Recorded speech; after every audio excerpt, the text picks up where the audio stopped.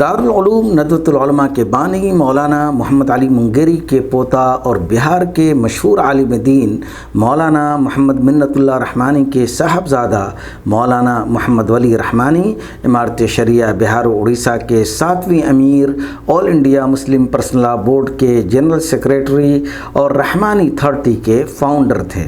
آپ ایک صوفی اور بزرگ اور خانقاہ رحمانی کے سجادہ نشین تھے۔ مولانا محمد ولی رحمانی ہندوستان کی تنظیموں اور اداروں کے روح رواں تھے، جن کے دم سے بہت سے مدارس، مساجد اور دینی اور ملی اداروں میں آب و تاب تھی۔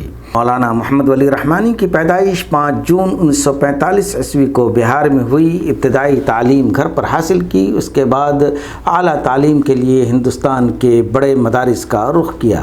آپ کے دادا مولانا محمد علی منگیری ندوۃ العلماء لکھنؤ کے بانیوں میں سے ایک تھے اور اس کے پہلے ناظم تھے۔ آپ کے والد محترم مولانا منت اللہ رحمانی بھی ایک مشہور عالم دین تھے۔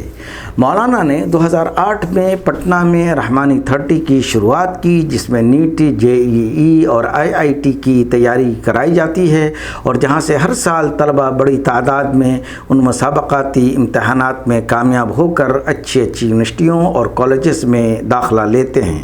مولانا محمد ولی رحمانی سیاست میں بھی سرگرم تھے، چنانچہ 1974 سے لے کر 1996 تک آپ نے بہار قانون ساز کونسل میں رکن کی حیثیت سے خدمات انجام دیں۔ مولانا محمد ولی رحمانی نے سماجی، رفاہی اور تعلیمی کاموں کے ساتھ ساتھ کئی کتابیں بھی تصنیف کیں، جن میں بعض کا نام ہے بیعت عہد نبوی میں آپ کی منزل یہ ہے، شہنشاہ کونین کے دربار میں، دینی مدارس میں صنعت و حرفت کی تعلیم، تصوف اور حضرت شاہ ولی اللہ اور مجموعہ رسائل رحمانی وغیرہ وغیرہ۔